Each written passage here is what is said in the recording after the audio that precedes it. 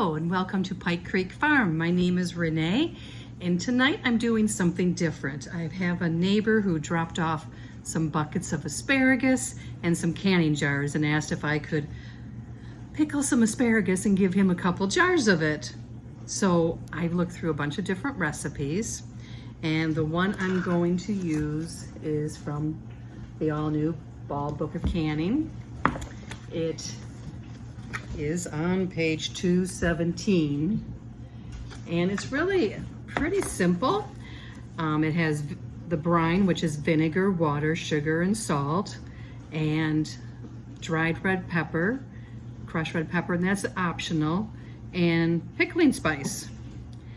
So I'm going to make up the brine. I already have my asparagus washed and trimmed to fit in pint jars. And it says to put it with the tip down so that you don't ruin the tip when you go to pull out the asparagus when you go to serve it. That it's pretty delicate after being canned. It also calls for dill sprigs and garlic cloves and pickle crisp. And I am going to use pickle crisp. I like how it makes the pickles a little crisper. I don't have dill sprigs. It's not in season here. And I looked and you can substitute dill weed.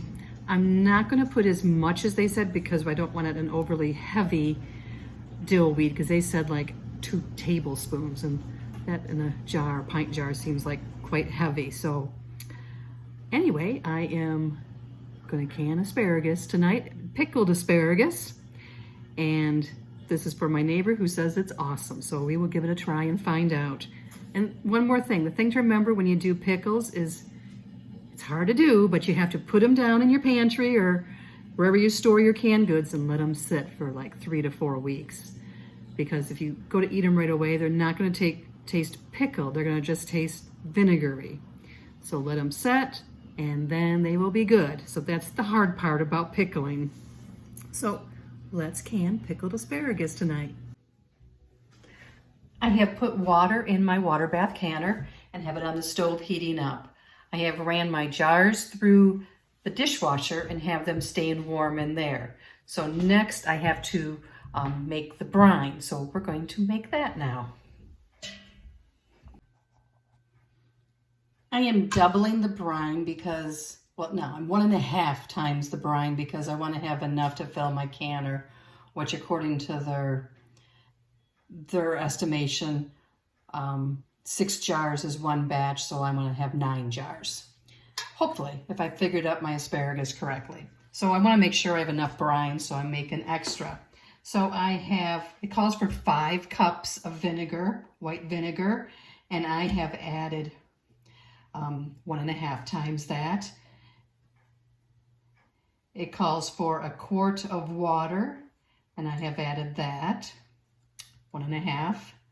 And 2/3 a cup of sugar, so I added 1 cup, and 1/2 cup of pickling salt, and so I did 3/4 of a cup. And now I need to add, it says this is optional, 4 teaspoons of dried crushed red pepper and 2 teaspoons of pickling spice. So I have the pickling spice here, and I will do 2 teaspoons of that. Let's get it mixed up good. And then another teaspoon, since we're doing 1.5. And then I'm not going to add 6 teaspoons of crushed red pepper. That just seems like a little more than what our taste would be. So I'm going to do 2. And I'll taste the brine and I might add more, but you know, you can always add it, but you can't take away the heat. And I know that it will mellow and change once it's on the shelf for a while too.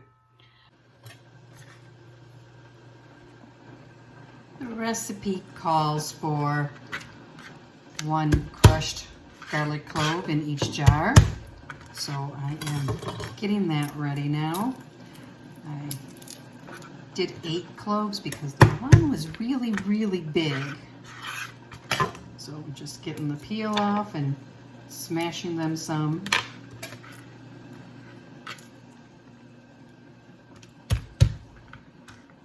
it said garlic was optional, and in my household, garlic is not an option. We really like garlic flavored items, so it's something I always have on hand. At the National Center for Food Preservation, they said you can substitute dill weed for fresh dill, which isn't in season yet here. And they said in a quart jar it'd be 2 tablespoons, and I'm doing pints, so that's half the size, so it'd be 1 tablespoon. And the recipe only called for like 2 sprigs, not 3 like the example that was given. So I'm gonna cut it down to like a teaspoon of dill in each jar. Maybe. Here's 2 jars that I'm gonna fill. I'm gonna put a 1/4 teaspoon of pickle crisp in each jar first. I am going to put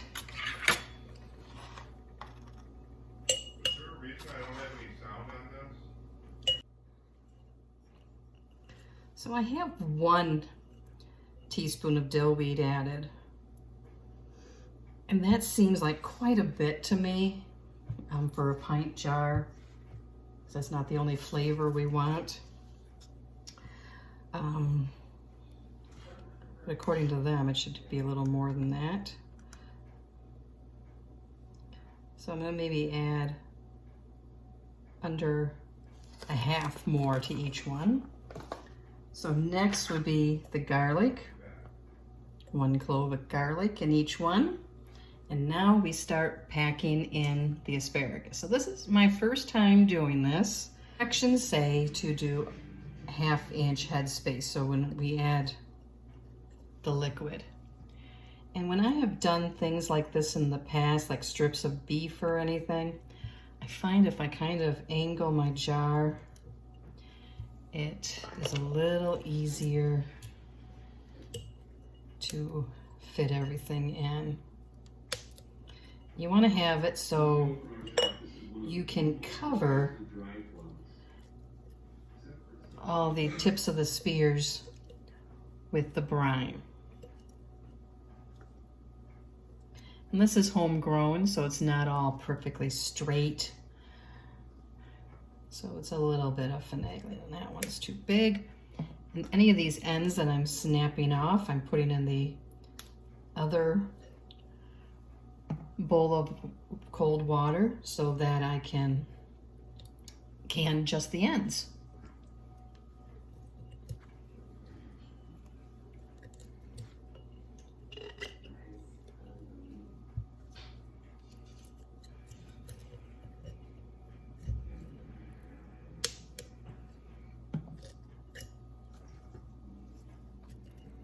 It says to pack them in tightly.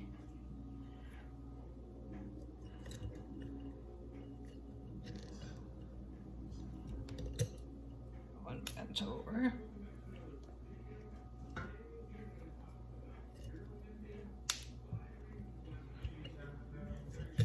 I was on the phone with my mom tonight. She's still in a rehab center, and I was telling her that I was doing this, and she said, "Oh, pickled asparagus is so good." So we will find out.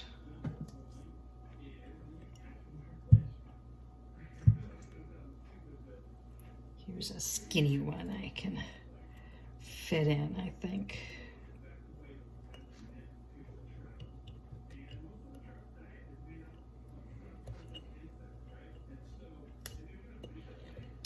And I think I'm going to call that the first jar.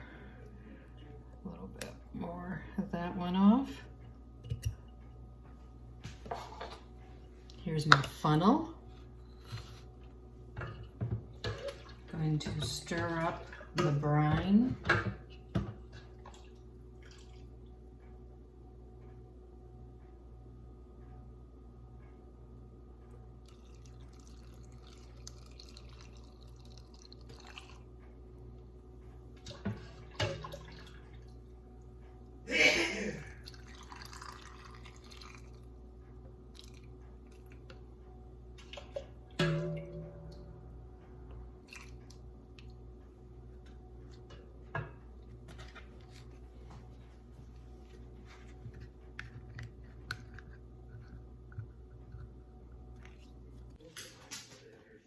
have my debubbler, and I'm going to go to the 1/2 inch.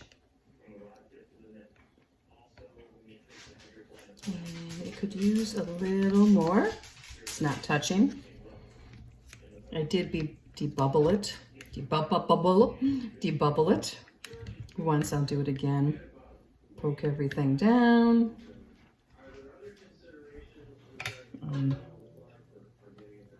Add a little bit more. There, that looks better. Yeah. A little too much. Okay, so this one is ready. I have a dampened cloth here. Today I'm just using water. A lot of times I do use vinegar. I emptied out my jug of vinegar for the brine. I didn't feel like going and getting more. And this one I can get pretty clean, I think, with just the water. And I did put my lids in a bowl of hot water, and you don't technically have to do that, they say, anymore. You don't, but I do that.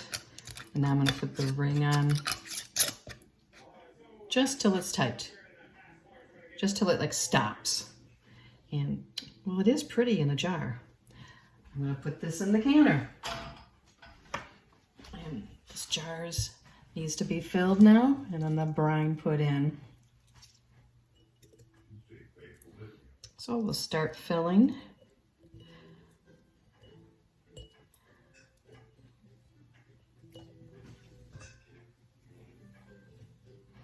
And any that are a little too long, just snip them off with they're fresh asparagus, they should snap pretty easily. And part of the reason we put them in the cold water was to make them crisp too.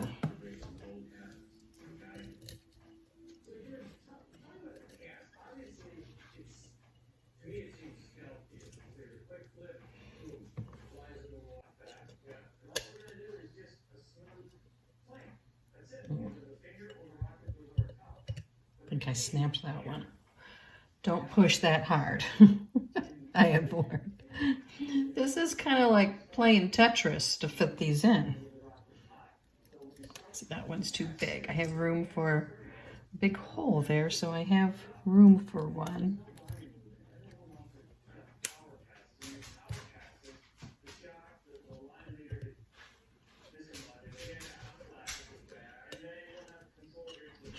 This would probably be easier in wide mouth jars, but I was given the regular mouth to do them in. So for some things, the wide mouth just make it easier to pack a jar. But the traditional kind looks really pretty on a shelf, I will say.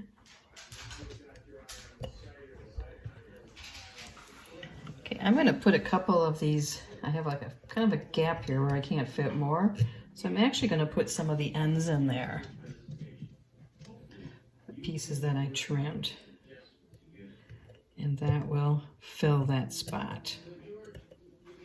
So, okay, ready to put the brine in jar number 2.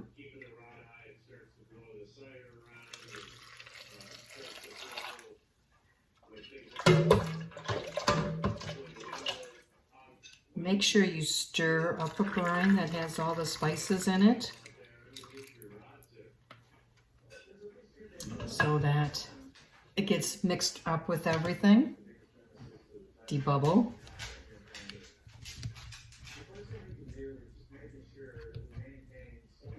And this is important just to make sure that there's no big pockets of air in there, so that the heat disperses correctly and everything is brought up, to the right temperature. Splash there.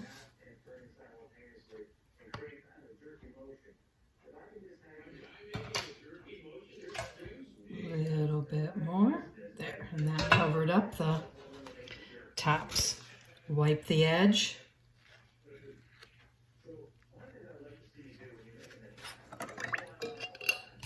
And put the lid on. And the ring. And into the canner this will go. So I'm going to keep filling the jars and I'll bring you back when I have it full.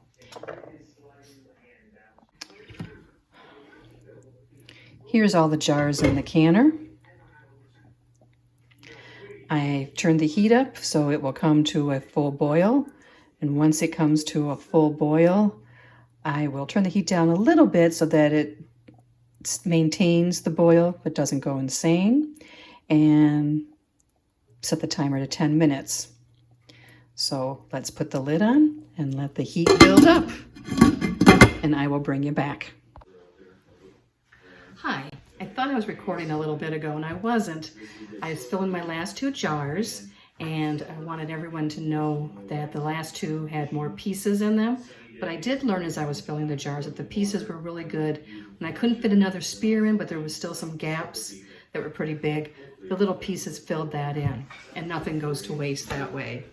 And I used pines because I could not find any tested or approved recipes in any website, any book I have that was for quarts. They were all for pint or pint-and-a-half jars. And I could not find pint-and-a-half. I wish I could because asparagus is beautiful in pint-and-a-half jars. But we have the pints and it'll be good. And I'm excited to see what they turn out like.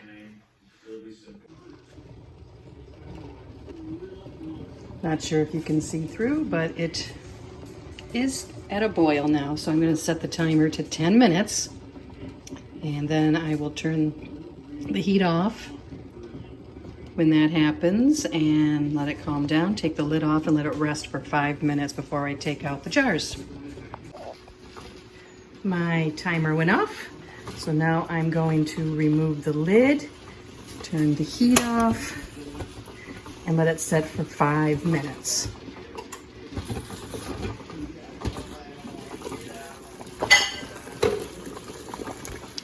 Dog getting into the bowls.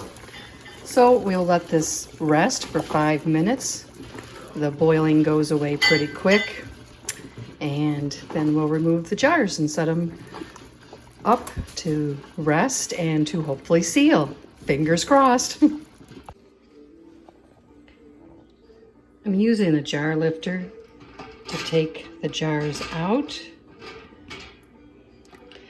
And they did float to the top some, which is normal with some vegetables and fruit, and then they will settle down later. And here's the last one. I don't know if you can tell, but my garlic turned a bluish tinge. And that is totally normal. It doesn't always happen, but it does happen sometimes. And it's just a chemical reaction that happens with some of the ingredients, I guess. But it is normal. It does not mean anything bad. So there's all the jars resting until tomorrow.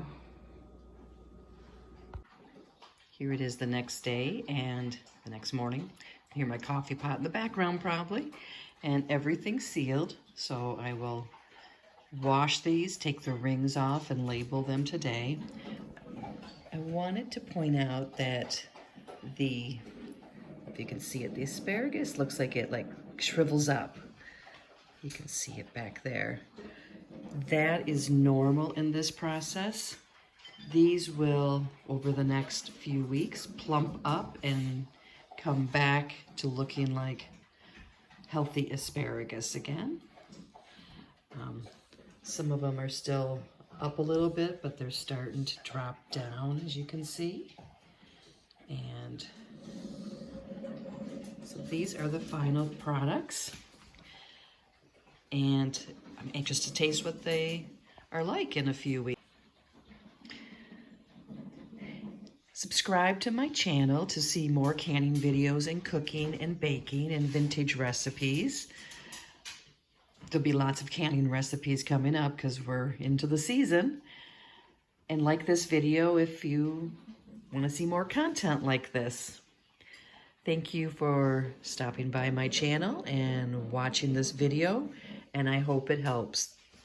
See you next time at Pike Creek Farm.